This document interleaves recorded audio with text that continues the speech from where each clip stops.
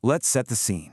Picture this gray, heavy downpour. You know, the kind of melancholic rain that just kind of seems to isolate you from the rest of the world. A guy named Aarav is standing at a bus stop, and he's staring down at a glowing phone screen that has absolutely nothing on it.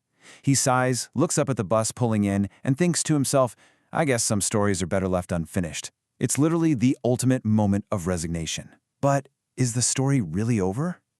Welcome to The Explainer. Today, we're grabbing a magnifying glass and looking at this beautifully poignant narrative vignette called The Rain Between Us.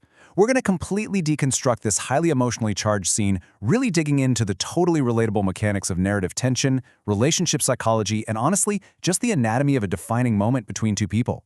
We're breaking down exactly how one single rainy night at a bus stop perfectly captures the universal struggle of human connection. Section 1.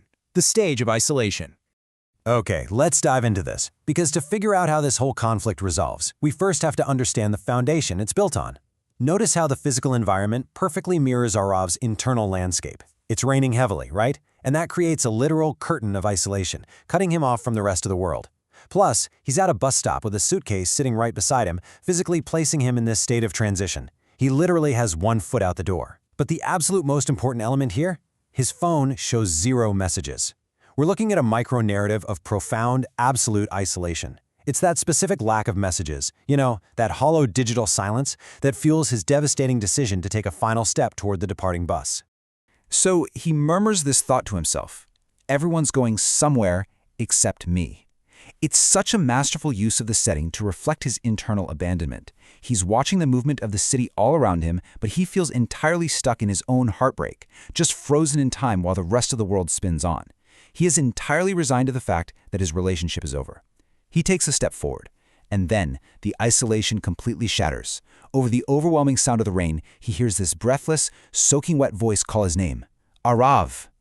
And it's Alina. Section 2. The miscommunication trap. So Alina's sudden appearance abruptly stops Aarav right in his tracks. She's literally shaking, standing there in the freezing rain, and asking him if he was really just going to leave without telling her. Suddenly, the solitary stage becomes a total battlefield of conflicting narratives, and this brilliantly illustrates one of the absolute most dangerous traps in human connection. Look at the stark contrast in their emotional states here. Aarav assumed she didn't care. Alina assumed he gave up. Both of them felt entirely abandoned by the other. It's wild, right? Two perfectly reasonable, deeply felt, yet completely conflicting realities are existing simultaneously in this relationship. They're looking at the exact same situation and walking away with entirely opposite emotional scars. So, how on earth did they end up here? Well, let's walk through this mechanical timeline of their missed connection. On the night in question, Aarav is waiting for Alina to show up. Meanwhile, Alina actually does reach out. She calls him, but the call is missed entirely. It doesn't even ring on his end. Desperate, she tries calling again. Still nothing. Now contrast that with Aarav's reality. He's holding his phone all night, staring at a completely blank screen, receiving absolutely nothing. You can clearly see how a razor-thin margin of technological error, like a dropped signal or a glitched network, created massive emotional devastation. It wasn't a lack of love between them. It was just a pure, unadulterated failure of logistics that poisoned both of their minds with doubt. And that brings us to a crucial point, perfectly captured by this definition of silence, the space where assumptions grow when communication fails. In the source text, when they both finally realize this tragic, absurd misunderstanding that he was waiting and she was calling, but the signals just never crossed, they both go completely silent. The text actually notes that the rain spoke for them. In that heavy atmospheric silence, they are both forcefully processing the weight of the assumptions they just allowed to grow in the dark. Without that communication, Aarav just assumed apathy, and Alina assumed abandonment. Section 3. Ego versus connection. Okay, so now we're shifting gears from the actual mechanics of their fight, the missed phone calls and dropped signals, to the deep psychology behind it. Like, why did a simple misunderstanding almost cost them absolutely everything? Alina actually starts the thought and Aarav finishes it. Maybe we were both too busy being right that we forgot to stay together. I mean, wow. This is the pivotal realization of the entire story. It is the macro takeaway extracted from this tiny micro moment at the bus stop. Think about it. When we get hurt, our ego demands that we are right about our pain. We want the other person to be the villain. But prioritizing being right inherently creates immense distance. It builds walls exactly where there should be bridges. Let's actually contrast their underlying motivations to see this dynamic playing out. Aarav confesses that he was leaving not because he wanted to, but because staying hurt more. This is a classic self-protective retreat. It is purely ego-driven survival. Fleeing before you can be rejected again.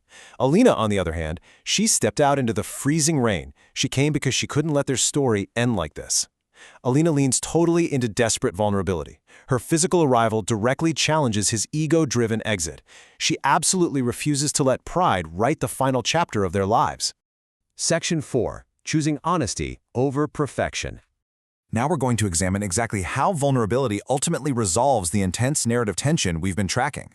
Let's see how this all builds into Alina's final thesis. Notice the major shift in their relationship dynamic here.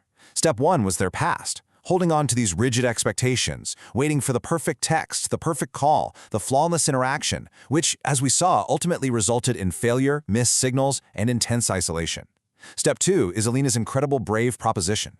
She smiles faintly, her eyes shining in the rain, and asks to try again, not perfectly, just honestly.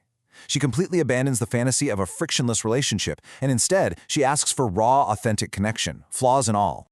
But the real question is, does Aarav actually accept this proposition? Let's track this sequence of physical actions. The tension spikes one last time. The bus driver honks loudly. Reality intrudes right into their fragile little bubble. Aarav glances at the bus, his original safe escape route. The door is right there. But then he steps back. And crucially, he lets go of the suitcase. Guys, this isn't just a sequence of physical movements. It is a profound emotional decision. Aarav actively chooses connection. He is literally and metaphorically letting go of his baggage, dropping his resignation, and choosing the messy reality of staying over the clean break of leaving. Which leads us right into this beautiful resolution. Aarav notes breathlessly that he almost left. Alina offers this soft smile, water dripping from her hair, and replies, "Looks like we almost missed each other." It's just a gentle acknowledgement of how fragile their connection really was and how close they came to the edge of the cliff over something as trivial as a dropped phone call. But because they chose honesty over ego, the narrative definitively states, this time, he didn't walk away. So we've unpacked the anatomy of this defining moment, really dissecting the isolation, the miscommunication, and the ultimate triumph of vulnerability over ego. But as we wrap up this explainer, I want to turn this narrative outward to you.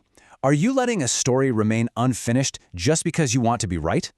Take a second to think about the silent spaces in your own life where assumptions might be quietly growing in the dark. Maybe, just maybe, it's time to let go of the suitcase, step out into the rain, and try again. Not perfectly, just honestly.